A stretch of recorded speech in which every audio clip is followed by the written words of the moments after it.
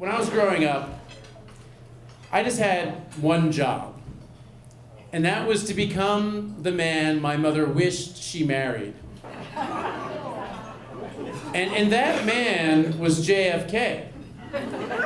Now, since I was the oldest in the family, and maybe it's because we were Catholic too, I just felt this extreme desire to do whatever I could to make Mom happy. So I tried to get straight A's, I wore blue blazers to my public school every single day.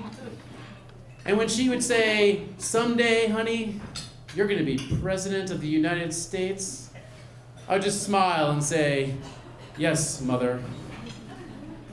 When I went to college and I told her that I was gonna study broadcast journalism, she was so psyched, man. She was kind of like, "This is the first step on your pathway to the presidency." You know, but it was a hard road. I had to learn how to write properly, and it wasn't until my sophomore year that I finally had my first field assignment.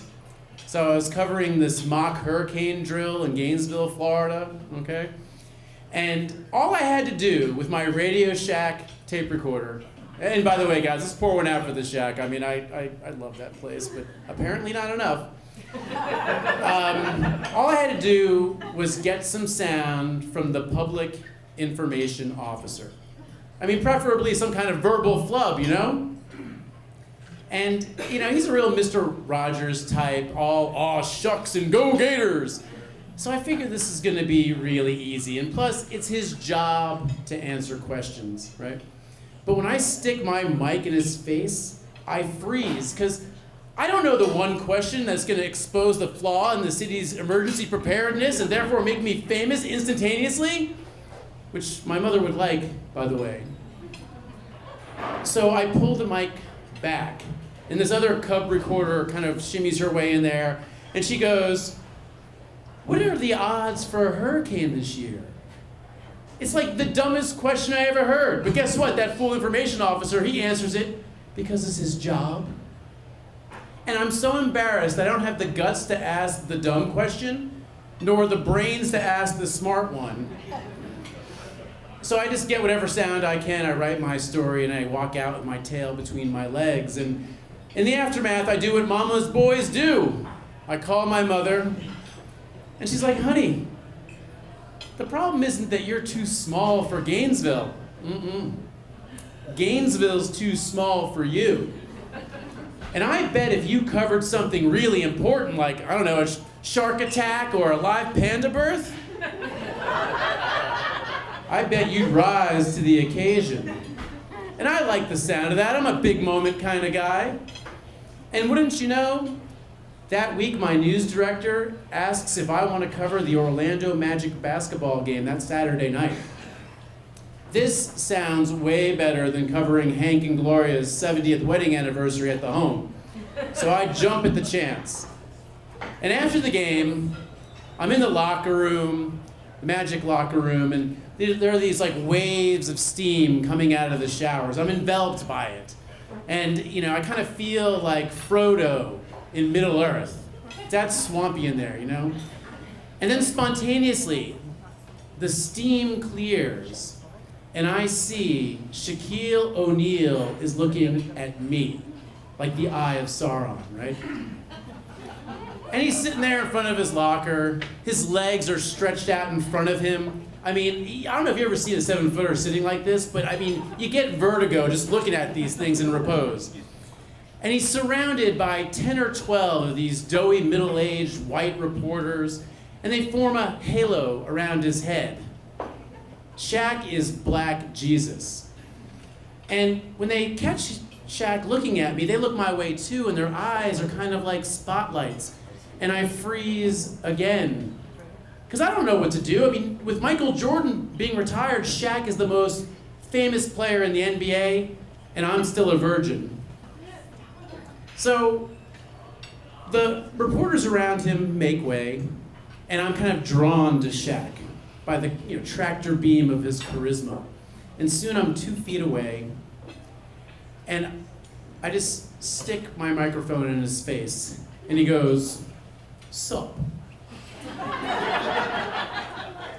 Which means it's question time. And I feel kind of heartened because, you know, that took a lot for Shaq to do that, and maybe he believes in me just like my mother. But when I look at my notepad, I can't read my handwriting, it sucks, right? And what I can read looks like Snoop Dogg lyrics. So I gotta reach deep into myself to figure out what I'm gonna ask this man. I mean, maybe we talk about his crappy free throw shooting. Or maybe the prospects for his video game franchise, Shaq Fu. Or we can talk about his most famous quote, which is, "I've won at every level except college and the pros." Right? I mean, that's every level that counts, right? But it feels too confrontational, and I don't want to make the same mistake I made from the hurricane drill, so rather than ask the perfect question, I'm going to ask an obvious one. And so I'm like, hey, you guys started off slow and picked things up after the break. What happened at halftime? Tell me about it, Shaq. And I just feel like this is the perfect icebreaker, right? I'm waiting for this grand conversation to unfold. Is basketball life or life basketball? Right? I mean, who knows? Maybe Shaq knows. But instead he says, nothing. We just picked up our game. Period. That's 7 words. I can't write a story around that. And then he smiles at me, like waiting for the follow-up here. And I'm thinking, come on, Shaq. I mean, we got to, this is a team effort. Come on, what do you got? And this long silence follows, and one of these older guys from the Orlando Sun-Sentinel leans in and he goes, gee, Shaq, we've heard that one a lot tonight, haven't we? And then he winks at me, which feels like a diss. And then I look around and there's this other reporter kind of leaning in close to Shaq, but he doesn't want to ask a question. I mean, he's like making goo-goo eyes at him. It looks like he wants to tickle his chin. I hate these guys. And I'm like, no, I mean, you were really having some offensive troubles there. And all of the reporters look at me and they give me that no you didn't face. And even Shaq looks a little perturbed, his face scrunches up, he gives me the side eye. And he goes, ain't nothing wrong with our offense. Whoa, that's 6 words. We're going in the total wrong direction here.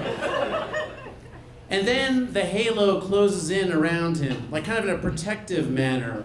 And I start to feel overwhelmed by the recurring flow of steam and the favoritism and the smugness and also my lack of preparation, let's be honest. And I shout, but what about the turnovers? And the Sentinel guy, he rolls his eyes at me, and as if to underscore the gap between me and them, he puts his arm around Shaq's shoulder. And Shaq brushes it off, and everyone laughs.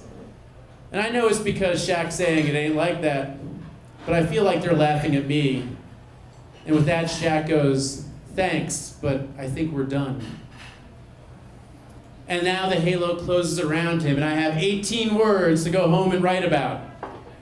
I feel like I should be very upset, but as I'm driving back to Gainesville, I feel relieved. Because although I really like writing about the news and reading the news, I really hate getting the news. And so I file my story, and the next day, I change my major to U.S. history, which is kind of like being a reporter, except all your sources are dead. And when I tell my mother, I expect her to be very disappointed in me. But she surprises me. She's like, that's all right, honey. I just want you to be happy. Thank you.